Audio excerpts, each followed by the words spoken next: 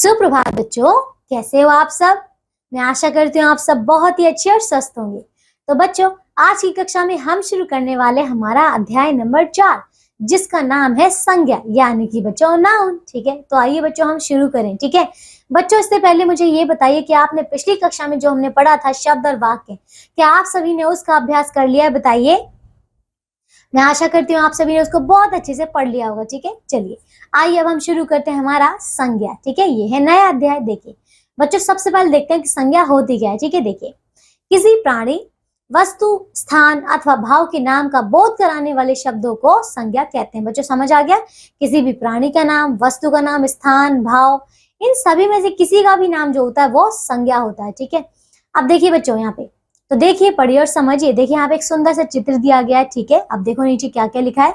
बच्चों उपयुक्त चित्र को ध्यान पूर्वक देखिए। ठीक है, इसमें गांव के बाजार का एक दृश्य दिखाया गया। बच्चों आप देख सकते हैं यहाँ पे गांव के बाजार का एक दृश्य है। ठीक है, बाजार में कुछ लोग सामान बेचने तो कुछ सामान खरीदने आए हैं। ठीक है, बेचने के लिए सब्जियां, मुर्गियां, अंडे आदि लाए गए हैं। ठीक है, एक आदमी हंसकर मुर्गी वाले से बात कर रहा है। तो बच्चों समझ आ रहे हैं यहाँ पे? देखिए इन चित्रों में आए नाम किसी प्राणी, वस्तु, स्थान या भाव के बारे में जानकारी दे रहे हैं। ठीक है, देखिए जैसे कि बच्चों जो जो अभी हमने पढ़ा है, इसमें हमारा जो है क्या क्या किस व्यक्ति का नाम है, कौन सा भाव है, कौन सी वस्तु, आइए देखते हैं। देखिए बच्चों, जैसे कि प्राणी का नाम, देखिए प्राणी का नाम क्या है यहाँ पे? मुर्गी है और आदमी है। ठीक है, वस्तु का नाम क्या है? अंडा और सब्जी है। ठीक है, स्थान का नाम क्या है? बाजार है और गांव है। ठीक है, और भाव का नाम है हंसी। तो बच्चों ये जो शब्द इसमें आए हैं ना, ये सारे ही संज्ञा है। ठीक है, चलिए अब हम देखते हैं बच्चों संज्ञा के प्रकार। तो देखिए बच्चों, संज्ञा 3 प्रकार की होती है। ठीक है, पहला बच्चों व्यक्तिवाचक संज्ञा यानी कि प्रॉपर नाउन, दूसरा है जातिवाचक संज्ञा यानी कि कॉमन नाउन, और तीसरा बच्चों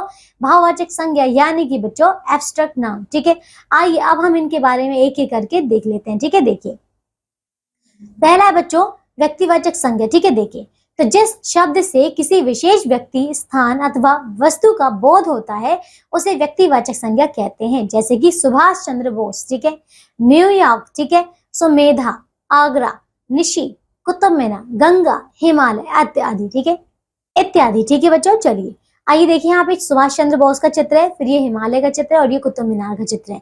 तो बच्चों देखिए यहाँ पे जो नाम ये बोले जा रहे हैं, ये किसी विशेष चीज के बारे में, किसी विशेष व्यक्ति, किसी विशेष जगह के बारे में नाम बताया जा रहा है। ठीक है, इसीलिए ये सारे आपकी व्यक्तिवाचक संज्ञा है। ठीक है, अब देखिए अब है बच्चों दूसरा, ये है जातिवाचक संज्ञा। तो देखिए जिस शब्द से संपूर्ण जाति, वर्ग अथवा समुदाय का बोध होता है उसे जातिवाचक संज्ञा कहते हैं। ठीक है, जैसे कि संतरा, फल, नदी, झील, पेड़, गांव, जानवर आदि। ठीक है ना बच्चों, अब देखिए यहाँ पे किसका चित्र है? फल का। ये चित्र है बच्चों पेड़ का, ये है बच्चों पक्षी। तो देखिए बच्चों, अब देखिए पक्षी अगर जैसे लिखा है तो पक्षी में कौन सा पक्षी है? ठीक है, वो कबूतर भी हो सकता है और भी अलग प्रकार के पक्षी हो सकते हैं, तोता हो सकते हैं, मैना, कौवा, कुछ भी हो सकता है। ठीक है ना, तो यहाँ पे देखिए पक्षी यानी कि पूरी प्रजाति का नाम लिया गया है। ठीक है ना, इसी प्रकार बच्चों पेड़, अब पेड़ तो किसी का भी हो सकता है, नीम का हो सकता है, अमरूद का हो सकता है, संतरा का हो सकता है। ठीक है, लेकिन यहाँ पे सिर्फ पेड़ बोला है, पूरी की पूरी जाति का नाम, इसीलिए बच्चों इसी को हम कहते हैं जातिवाचक संज्ञा। ठीक है, आइए अब देखिए बच्चों ध्यान दीजिए। ठीक है, यहाँ पे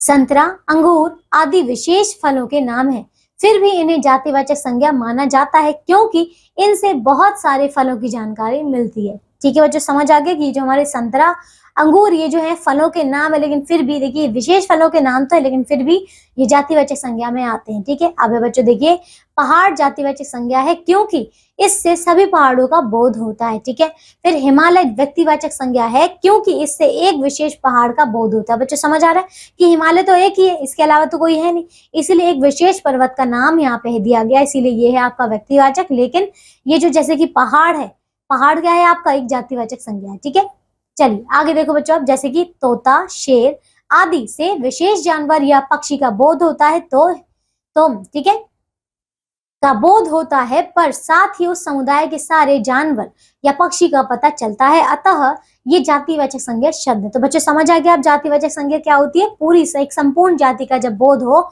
उसी को हम जातिवाचक संज्ञा कहते हैं। अब है बच्चों तीसरा भाववाचक संज्ञा। ठीक है, देखिए तो जिस शब्द से किसी गुण, दोष, अवस्था, दशा, भाव आदि का बोध होता है उसे भाववाचक संज्ञा कहते हैं। ठीक है, उन्हें, ठीक है बच्चों, इन्हें देखा नहीं जा सकता है ना, किंतु महसूस किया जा सकता है। ठीक है, जैसे कि बचपन, गरीबी, मिठास, सुंदरता, दोस्ती, ठंडक, ईमानदारी, खुशी, गुस्सा आदि। तो बच्चों देखिए ये वो शब्द हैं, ये वो भाव हैं जिनको हम सिर्फ और सिर्फ महसूस कर सकते हैं। देखिए जैसे कि बचपन है, अब बचपन को हम जी सकते हैं, ठीक है, हम उसको महसूस कर सकते हैं, लेकिन बच्चों हम उसे पकड़ नहीं सकते।